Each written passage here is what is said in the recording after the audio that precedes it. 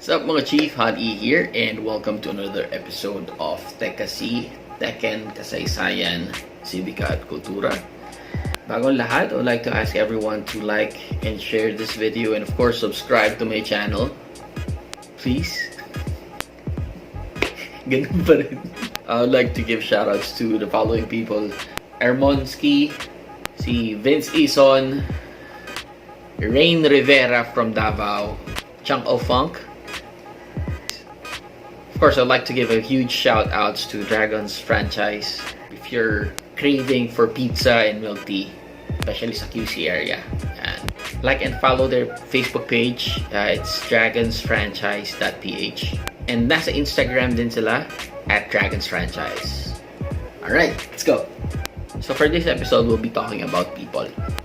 When it comes to Tekken at an international level, pag Pinoy yung pinag-uusapan, we always think about AK and Dojin. Pero long before AK and Dojin came into the scene, meron ng mga Pinoy who already took the Filipino talent at an international level.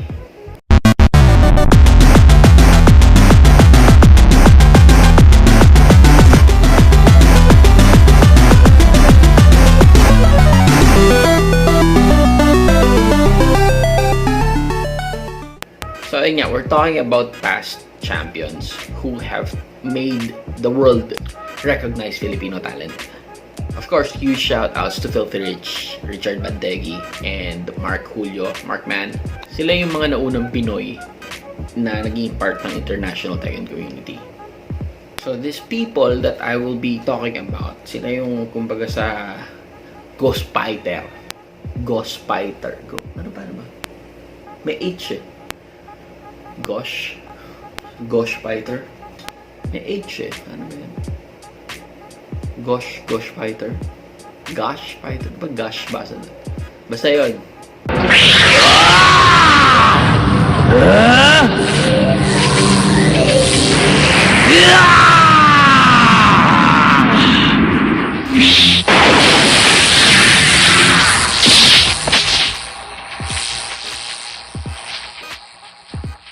So, kumbaga sila yung nagbukas ng gates for us to get into the international scene.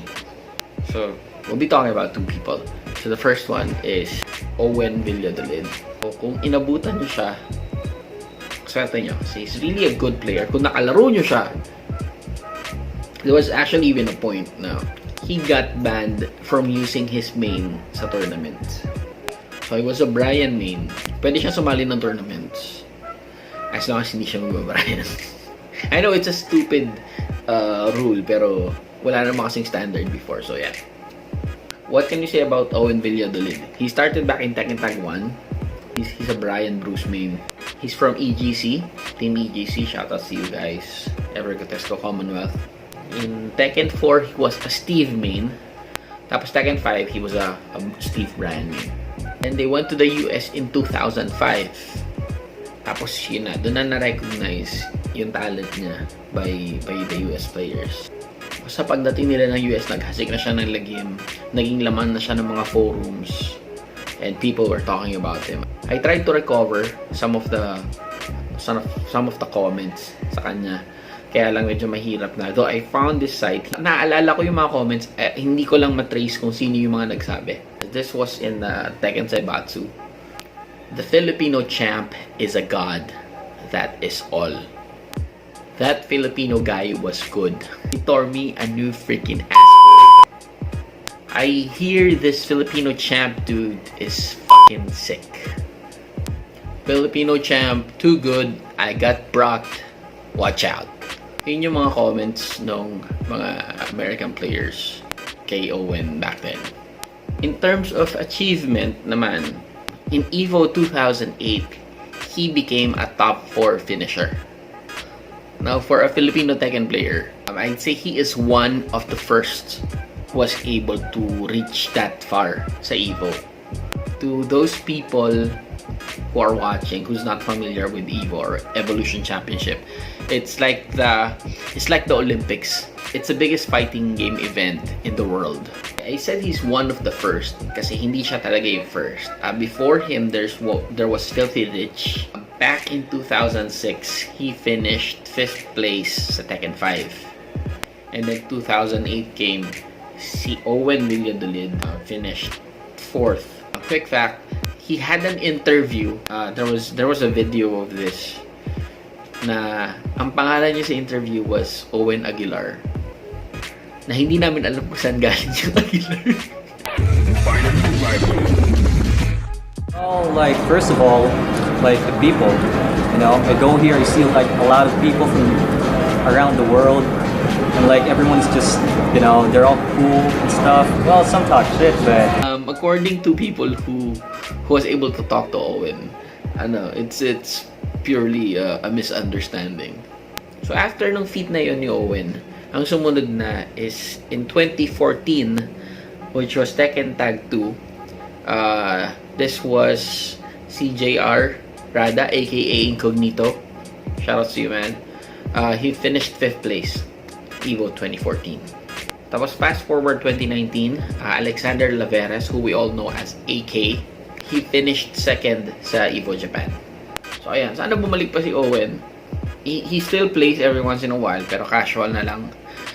Hopefully, maganahan uli siya maglaro and bumalik siya sa scene.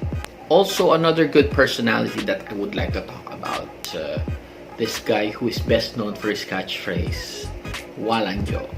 And kung makakasalubong mo siya and you know each other, a lot of people know this. A lot of people who knows him is aware of this. Kailangan ready ka mag-low parry. You know what I'm talking about.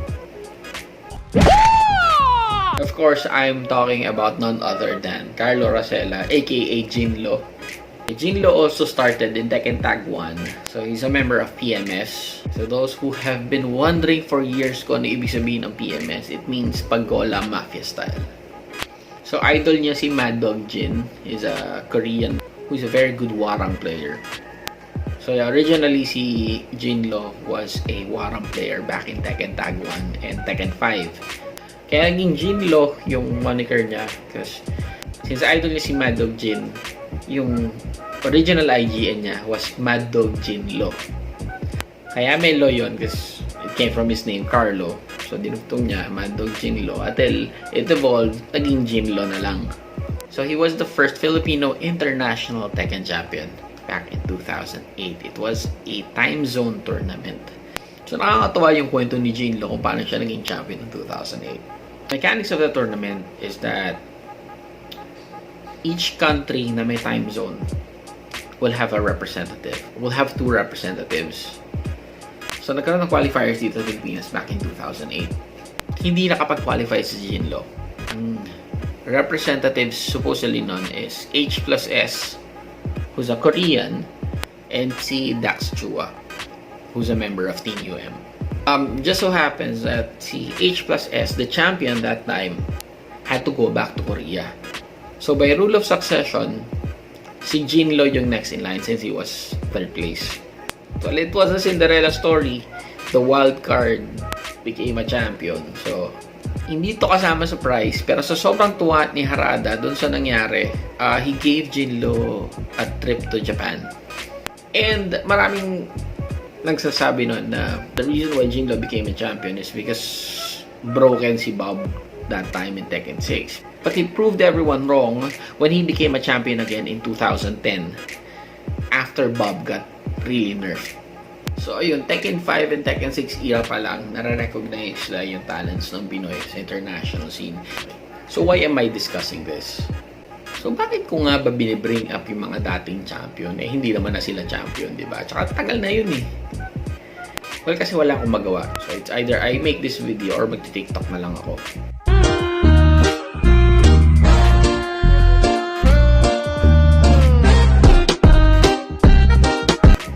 Biro lang. The reason why I'm talking about these people is for us to recognize the people who contributed a lot in the growth of the Philippine Tekken community. These are the people who opened the international gates for Filipino talent, and it deserves recognition. So maraming salamat sa inyo, to all the names that I have mentioned in this episode. Maraming salamat. And to everyone who's watching, thank you. That is our episode for today. And don't forget to subscribe to my channel. Kung curious kayo malaman kung ano yung topic natin for next episode, sabihin ko na. So, ang topic natin for next episode will be about